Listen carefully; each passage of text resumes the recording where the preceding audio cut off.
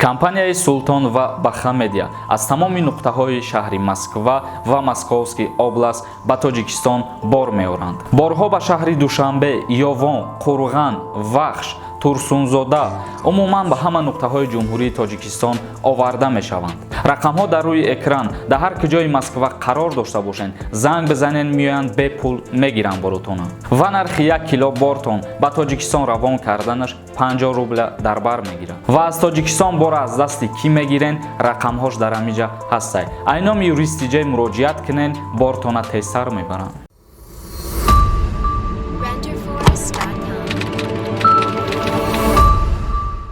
Ассалому алайкум ба ҳама тамошобинони барномаҳои Сорбон Сафаров канали Юристиҷай. Имрӯз як видеои нави дигар пешкаши ҳамаи тамошобинон мегардонем ва ба саволҳое ки дар комментария равон карден ҷавоб мегардонем. Пеш аз ҷавоб додани саволҳо боз як-ду хабари муҳими дигара баҳри шумо мо пешкаш мегардонем. Як чанд рӯз пеш мо як видео пешкаши тамошобинон гардондем ва дар уҷа дар мавзӯи патент каме суҳбат кардем.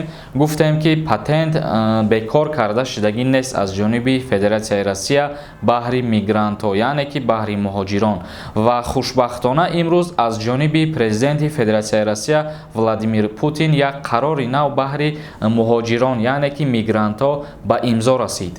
Қарори нави ба имзо расида аз ҷониби президенти Федератсияи Россия баҳри муҳоҷирон дар мавзӯи регистратсия ва патент меравад ва боз дар мавзӯи депортатсия кардан аз Федератсияи Россия. Чӣ хеле ки мо қайд кардем ва гуфтем ки аз ҷониби президент қарори нав биромад, дар ин қарор қайд кардагӣ оиди шахсоне ки дар ягон ҷо кору фаъолият намекунанд, ана ҳамон шахсиятҳо аз пардохт кардани пули патент озод ҳастанд. Яъне касоне ки кор намекунанд, бекоранд, ҳамуно метавонанд ки патентҳошона пулша наспоранд ва шахсоне ки дар ягон ҷо кору фаъолият мекунанд, вайҳо бояд ба мисли пештара ҳатмӣ пардохт кунанд пули патентшона.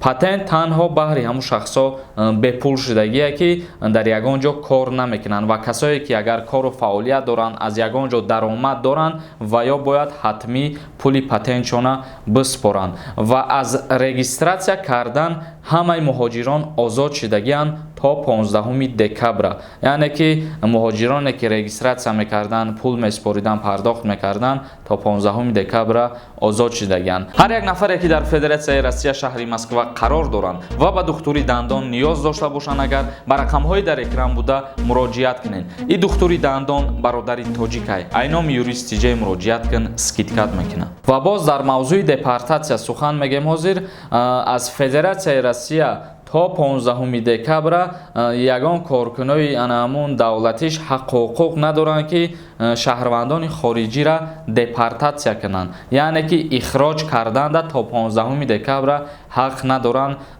бе ягон сабабҳои узурнок ихроҷ кунанд аз Федератсияи Россия. Ҳамин бад маълумот оиди патент, регистратсия ва депортатсия аз Федератсияи Россия. Боварӣ дорам ки бо диққат гӯш карден фаҳмиден суханҳои моро. Ва боз як хабари дигар да мегзарем оиди кушода кардани ҳаҷ, яъне ки аз ҷониби мақомотҳои Арабистони Саудӣ тасмим гирифтанд ки ҳаҷи умрара иҷозат диҳанд, яъне ки ҳар шаҳрванде ки хоҳишмандай ҳаҷи умрара ба анҷом расона аз 1 ноябр ва 3 қисм мондагиянд, як қисмаш 3 октябрай ва 15 октябрай ва 1 ноябрай. Ана ҳамин числоҳои гуфтагии мода аллакай кушода мекунанд баҳри шахсони хориҷӣ танҳо ҳаҷи умра кардана. ва инам яке аз беҳтарин хабарҳо баҳри тамоми мардуми мусалмон буд. боварӣ дорем худованд ки ҳамаи масҷидҳоро кушода шававу ҳамаи сарҳадҳо ва ҳамаи парвозҳо ба мисли аввала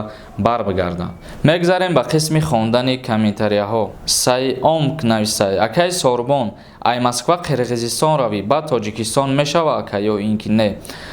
Дар иҷа танҳо байни Федератсияи Россия ва Қирғизистон парвозҳо ва сарҳадҳо кушода шудагиянд, вале мутаассифона байни Қирғизистон ва Тоҷикистон ҳоло парвозҳои мунтазам барқарор шудагӣ нестанд, бародари азиз. Music Apple нависай.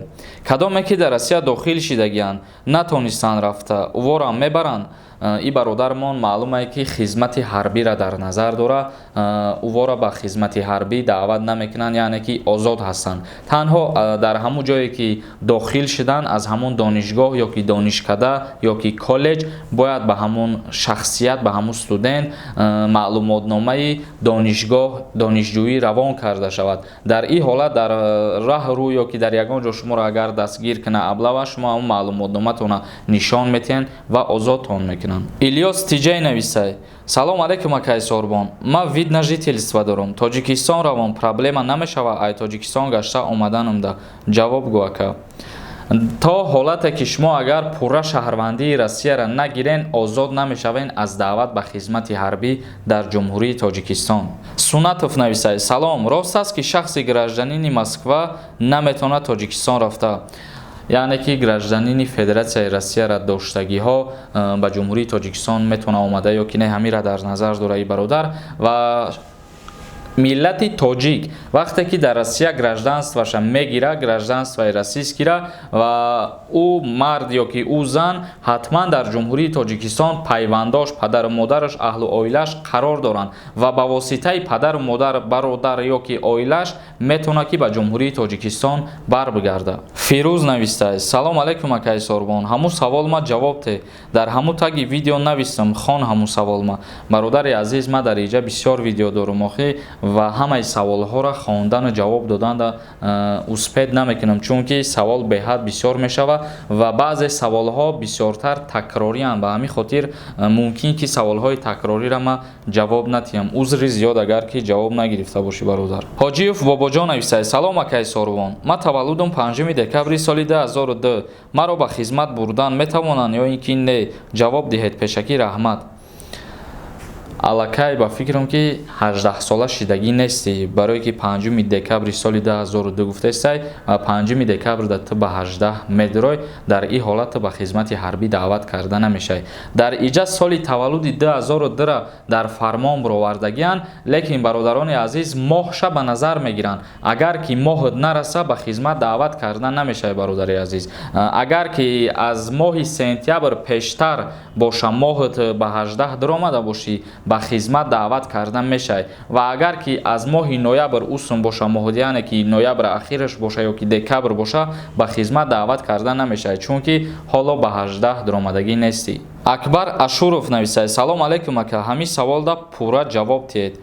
Пешакӣ раҳмати калон интизор ҳастем. Кадом савола бародар? Дар иҷа нанавистай ки кадом савола. Зиёвиддин Сафаров нависай. Соли таваллуди 2000 боша, намебаранд 2 фарзанд дошта бошӣ. 2 фарзанд дошта бошӣ, аллакай аз хизмати ҳарбӣ озодӣ. Ва як чиз дигара дар ҳаминҷа қайд кардан мумкин аст ки чунки бисёри бародаро ҳамин чиза мепурсанд, дар ҳолате ки шумо як фарзанд дорен, оиладор ҳастен, як фарзанд дорен ва шуморо дастгир мекунанд ё ки мақсад даъватон мекунанд ба хизмати ҳарбӣ, шумо хизмат мекунед, хизмат мерен ва дар ин ҳолат агар зани шумо, оилаи шумо дар батнаш бо фарзанд дошта боша, яъне ки ҳомиладор боша, дар рафти хизматон агар ки фарзанди дуюмтон ба дунё омад, ҳатман шумо аз хизмати ҳарбӣ озод мешавед, яъне ки ҷавобтон метиҳанд ба ҳамун военни билете ки ҳар нафаре ки тӯли 2 сол хизмат мекунад военни билета мегира, шуморам ҳамун гуна военни билета мегирену аз хизмат ҷавоб дода мешавед. Фарқ надорад, мисол агар ту 1 моҳ дар част бошӣ ё ки 6 моҳ, ҳатман ҳамин дуюм фарзанд ки ба дунё омад аз хизмат озод карда мешавед. тамошобинони азиз, видеоро ҷамъбаст мекунем. Ягон саволи дигар боша, саволотона дар поёни ана ҳамин видео ё ки дар инстаграми ма даромада обуна бишен, саволои худтонро равон кунед. Ва нафароне ки ба саволои худтон ҷавоб нагирифтен, узри зиёд мепурсам тамошобинони азиз, чунки саволои шумо беҳад бисёре, мо успед намекунем дар инстаграм ё ки дар ютуб сари вақт ба саволои шумо ҷавоб гардонем. Иншааллоҳ ки вақти зиёдтимон шид, ҳатман ба саволои ҳаматон ҷавоб мегардонем. Дар канали Юрист Тиҷей обуна шидана фаромӯш намекунед. Худованд мо шуморо нигаҳбон бошад.